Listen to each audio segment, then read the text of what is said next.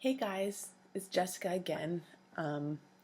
It's been, I guess, 2 weeks since Finding Fukue came out, and thank you guys so much for watching those other videos that I made. I didn't really know if anyone would be interested. I don't know if I'll keep doing them really, but I'm going to do one more because at least because I think that it's important to talk about a few things. So first of all, I just want to re-explain. I touched on this in one of the other videos that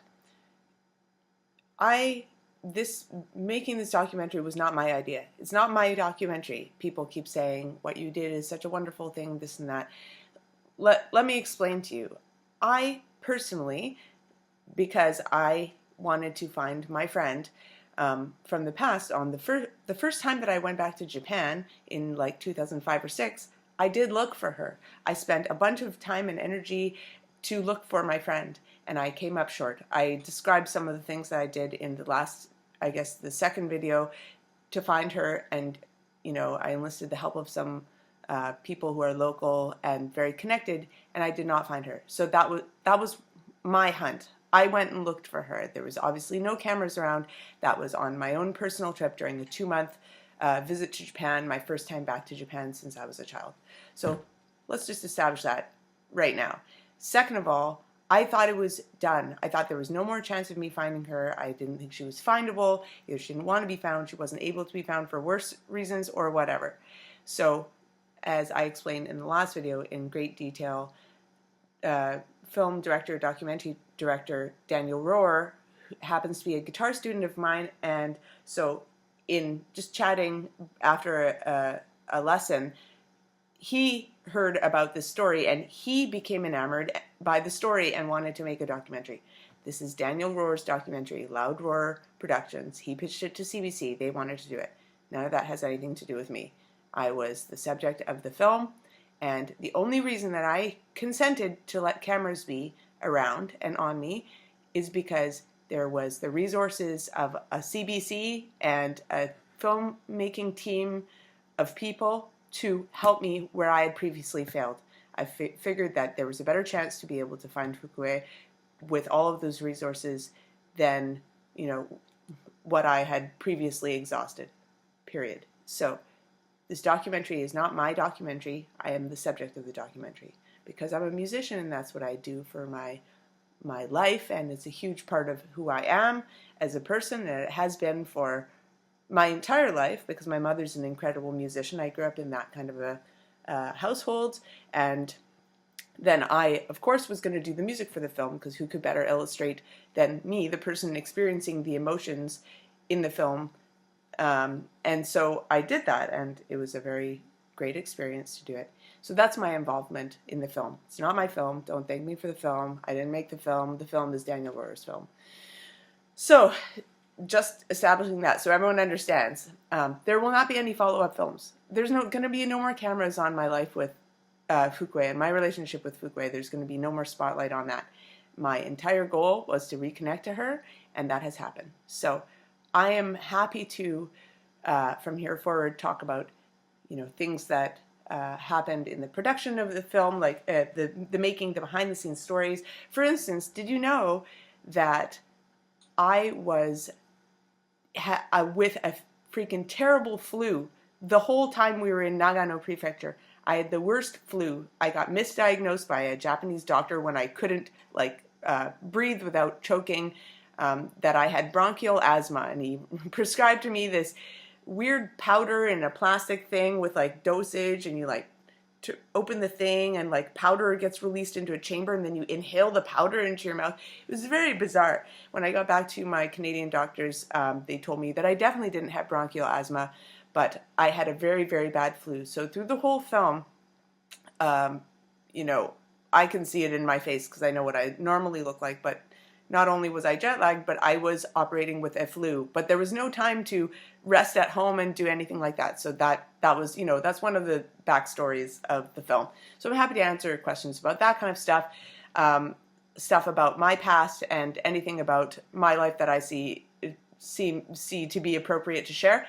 But what I won't be doing is giving you guys updates on my current relationship with Fukue or anything like that, except for to say that, you know, we are in touch and that she is very meaningful to me, and we will continue our relationship. And yes, we will see each other again. And yes, I would like her and her family to come to Canada and all of that stuff, but I don't really want to delve into details of her life because that's not my life, and I'm not her appointed representative.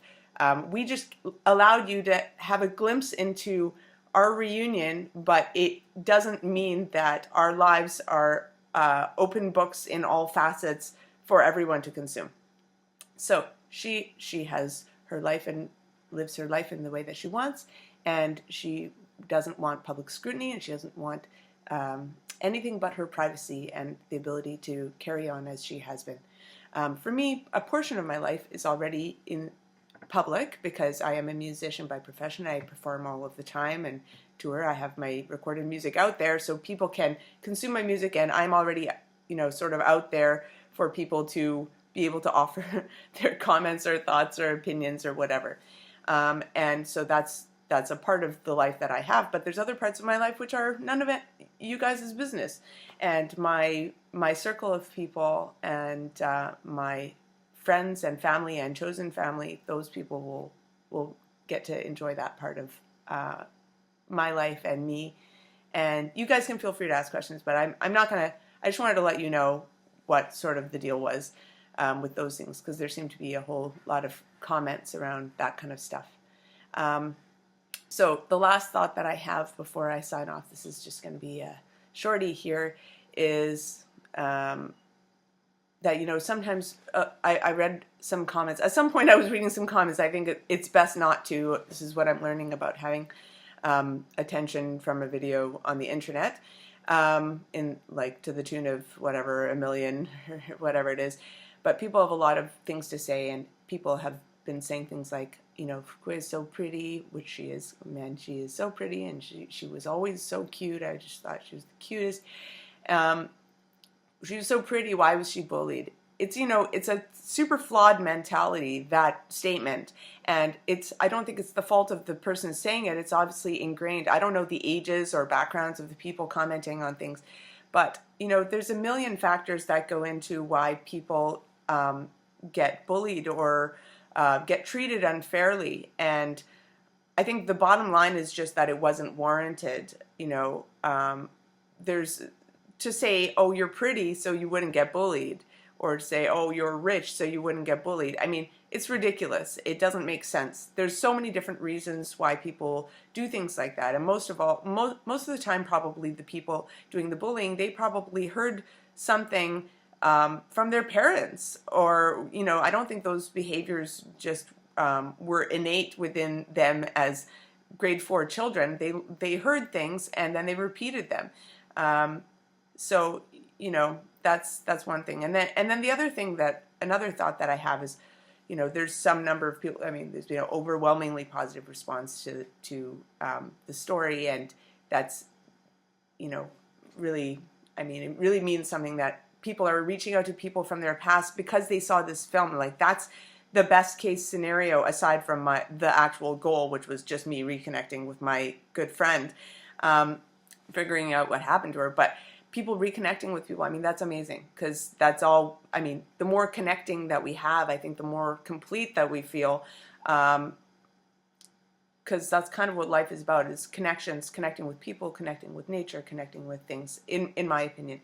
But one thing that has become apparent to me is that a lot of people have had a life with enough difficulties that they think that this documentary was acting or fake or this or that. And, you know, it makes me feel sad for those people, because I just, man, I wish I could be that good of an actor, but I was just able to tune out the cameras at some point, and I had to do that quickly just to be able to behave normally. And I sort of am just the way that I am, cameras on, cameras off. New people I've known for a long time. It's just, I just sort of am the same way all the time. So that's that. So, you know, for the people who think that this is some kind of a publicity stunt or a put on or whatever, you know, I feel for those people, because clearly they've had experiences in their lives where they have been led to believe that there is no authenticity and that there is no realness. They can't tell the difference between something real and a put on. And I feel for those people that they've had such an experience and been exposed to such things that they would question that about this. And so those comments have nothing to do with me. But it was just a thought. I've had a lot of time to think about this. This is a big thing, you know. Anyway, that's it. I'm gonna go do fun things outside. The weather's not as cold as usual here in Toronto, and I already taught a guitar student this morning, and I just thought I'd do this real quick. And I thank you again very much for listening. And oh yeah, I got the new mix. I got the mix for the song Fukue's Theme Part 1. It sounds so great. I'm really excited about it. I don't exactly know how it's coming out, but it's coming out really soon, within the next 2 weeks for sure. Hopefully within the next week. So keep your ears peeled for that.